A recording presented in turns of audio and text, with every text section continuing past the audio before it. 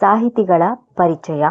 A.N.. Murthy Rao ಕನ್ನಡದ ಅತ್ಯಂತ ಪ್ರಸಿದ್ಧ ಸಾಹಿತಿಯಾಗಿದ್ದಾರೆ. ಇವರು ಕ್ರಿಸ್ತಶಕ 1900ರಲ್ಲಿ ಮಂಡ್ಯ ಜಿಲ್ಲೆಯ ಅಕ್ಕಿಹೆಬ್ಬಾಳಿನಲ್ಲಿ ಜನಿಸಿದರು. ಹಗಲುಗನಸುಗಳು, ಅಲೆಯುವ ಮನ, ಅಪರವಯಸ್ಕನ, ಅಮೆರಿಕ ಯಾತ್ರೆ, ಚಂಡಮಾರುತ, ಮಿನುಗುಮಿಂಚು, ದೇವರು, ಚಿತ್ರಗಳು, ಪತ್ರಗಳು ಮುಂತಾದ ಕೃತಿಗಳನ್ನು ರಚಿಸಿ ಕನ್ನಡ ಸಾಹಿತ್ಯವನ್ನು ಶ್ರೀಮಂತಗೊಳಿಸಿದ್ದಾರೆ. ಇವರ ಸಾಹಿತ್ಯ ಸೇವೆಯನ್ನು ಗುರುತಿಸಿ ಸರ್ಕಾರ ಹಾಗೂ ಅನೇಕ ಸಂಘ ಸಂಸ್ಥೆಗಳು ಪ್ರಶಸ್ತಿಗಳನ್ನು ನೀಡಿ ಗೌರವಿಸಿದೆ. ಚಿತ್ರಗಳು, ಪತ್ರಗಳು ಎಂಬ ಕೃತಿಗೆ ಕೇಂದ್ರ ಸಾಹಿತ್ಯ ಅಕಾಡೆಮಿ ಪ್ರಶಸ್ತಿ ಲಭಿಸಿದೆ. ದೇವರು ಎಂಬ ಕೃತಿಗೆ ಪಂಪ ಪ್ರಶಸ್ತಿ ಲಭಿಸಿದೆ. ಡಿ. ಎಸ್. ಜಯಪ್ಪಗೌಡ ಇವರು ಕನ್ನಡದ ಪ್ರಸಿದ್ಧ ಸಾಹಿತಿಯಾಗಿದ್ದಾರೆ.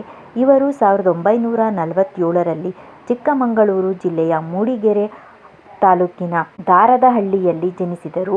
ಕರ್ನಾಟಕ ಗ್ರಾಮೀಣ ಸಂಸ್ಥೆಗಳು, ಕರ್ನಾಟಕದ ಕಡಲಾಚೆಯ ಸಂಪರ್ಕಗಳು, ಮೈಸೂರು ಒಡೆಯರು, ಜನಪದ ಆಟಗಳು, ದಿವಾನ್ ಸರ್ ಎಂ ವಿಶ್ವೇಶ್ವರಯ್ಯನವರ ಕಾರ್ಯಸಾಧನೆಗಳು ಇವರ ಪ್ರಮುಖ ಕೃತಿಗಳು.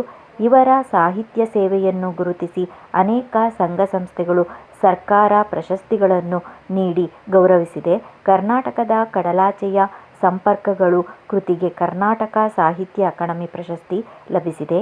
ಧಾರವಾಡ ಕರ್ನಾಟಕ ಸಂಘದ ಸಂಶೋಧನಾ ಬಹುಮಾನಕ್ಕೆ ಭಾಜನರಾಗಿದ್ದಾರೆ.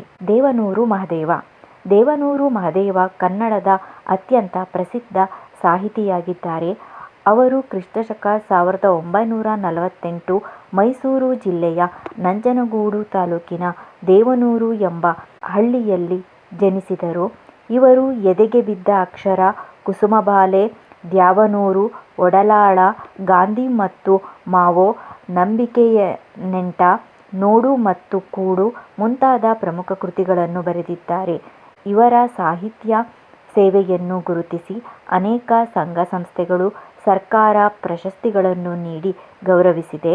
ಇವರ ಕುಸುಮಬಾಲೆ ಕಾದಂಬರಿಗೆ ಕೇಂದ್ರ ಸಾಹಿತ್ಯ ಅಕಾಡೆಮಿ ಪ್ರಶಸ್ತಿ, ಒಡಲಾಳ ಕೃತಿಗೆ ಭಾರತೀಯ ಭಾಷಾ ಪರಿಷತ್ ಪ್ರಶಸ್ತಿ, ಕರ್ನಾಟಕ ರಾಜ್ಯೋತ್ಸವ ಪ್ರಶಸ್ತಿಗಳು ಲಭಿಸಿವೆ. ಸಾರಾ ಅಬೂಬ್ಕರ್ ಶ್ರೀಮತಿ ಸಾರಾ ಅಬೂಬ್ಕರ್ ಅವರು ಕನ್ನಡದ ಅತ್ಯಂತ ಪ್ರಸಿದ್ಧ ಸಾಹಿತಿಯಾಗಿದ್ದಾರೆ. ಇವರು ಕ್ರಿಸ್ತಶಕ 1936ರಂದು ಕಾಸರಗೂಡು ಎಂಬ ಸ್ಥಳದಲ್ಲಿ ಜನಿಸಿದರು. ಇವರು ಕನ್ನಡ ನಾಡಿನ ಖ್ಯಾತ ಕಥೆಗಾರ್ತಿ ಹಾಗೂ ಕಾದಂಬರಿಗಾರ್ತಿಯಾಗಿ ಜನಪ್ರಿಯತೆ ಗಳಿಸಿದ್ದಾರೆ. ಚಂದ್ರಗಿರಿಯ ತೀರದಲ್ಲಿ ಸಹನಾ, ಕದನ ವಿರಾಮ, ವಜ್ರಗಳು, ಸುಳಿಯಲ್ಲಿ ಸಿಕ್ಕವರು, ತಳ ಒಡೆದ ದೋಣಿಯಲ್ಲಿ ಇತ್ಯಾದಿ ಪ್ರಮುಖ ಕಾದಂಬರಿಗಳು ಹಾಗೂ ಚಪ್ಪಲಿಗಳು, ಕೆಡ್ಡ, ಅರ್ಧರಾತ್ರಿಯಲ್ಲಿ, ಹುಟ್ಟಿದ ಕೂಸು, ಪಯಣ ಮುಂತಾದ ಕಥಾ ಸಂಕಲನಗಳನ್ನು ಬರೆದಿದ್ದಾರೆ. ಇವರ ಸಾಹಿತ್ಯ ಕೃಷಿಗಾಗಿ ಸರ್ಕಾರ ಹಾಗೂ ಅನೇಕ ಸಂಘ ಸಂಸ್ಥೆಗಳು ಪ್ರಶಸ್ತಿಯನ್ನು ನೀಡಿ ಗೌರವಿಸಿವೆ.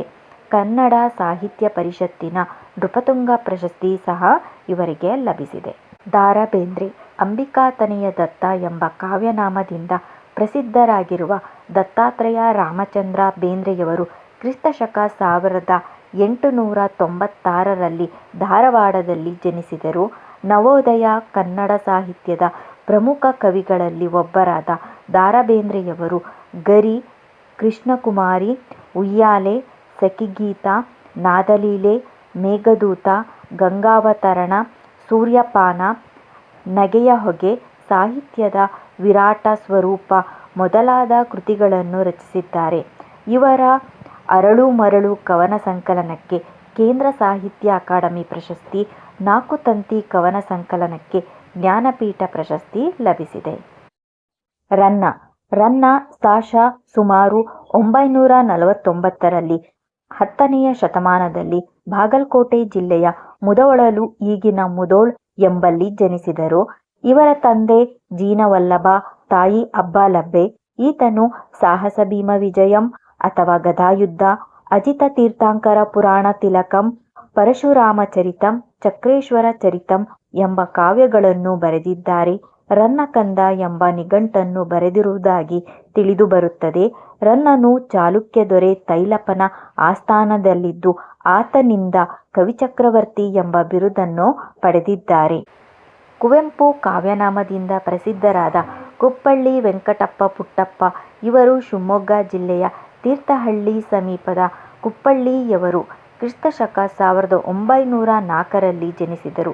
ಇವರು ಕೊಳಲು, ಪಂಚಜನ್ಯ, ಪ್ರೇಮ ಕಾಶ್ಮೀರ, ಪಕ್ಷಿಕಾಶಿ, ಶ್ರೀರಾಮಾಯಣ ದರ್ಶನಂ, ಕಾನೂನು, ಹೆಗ್ಗಡತಿ, ಮಲೆಗಳಲ್ಲಿ ಮದುಮಗಳು, ತಪೋನಂದನ, ಅಮಲನ ಕತೆ, ದೊಡ್ಡಣ್ಣನ ತಮ್ಮ, ಬೊಮ್ಮನಹಳ್ಳಿಯ ಕಿಂದರಿ ಜೋಗಿ, ಜಲಗಾರ, ಯಮನ ಸೋಲು, ಬೆರಳ್ಗೆ ಕೊರಳ್, ನೆನಪಿನ ದೋಣಿಯಲ್ಲಿ ಮುಂತಾದ ಕೃತಿಗಳನ್ನು ಬರೆದಿದ್ದಾರೆ.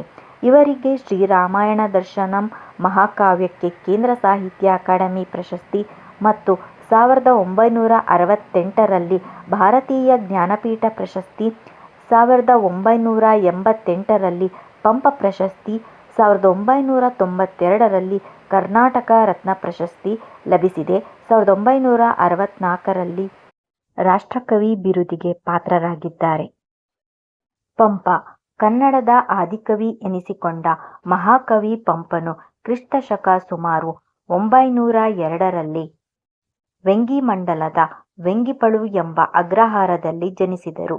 ಚಾಲುಕ್ಯರ ದೊರೆ ಅರೆಕೇಸರಿಯ ಆಸ್ಥಾನ ಕವಿಯಾಗಿದ್ದ ಪಂಪನು ವಿಕ್ರಮಾರ್ಜುನ ವಿಜಯ ಮತ್ತು ಆದಿಪುರಾಣ ಎಂಬ ಮಹಾಕಾವ್ಯಗಳನ್ನು ರಚಿಸಿದ್ದಾರೆ.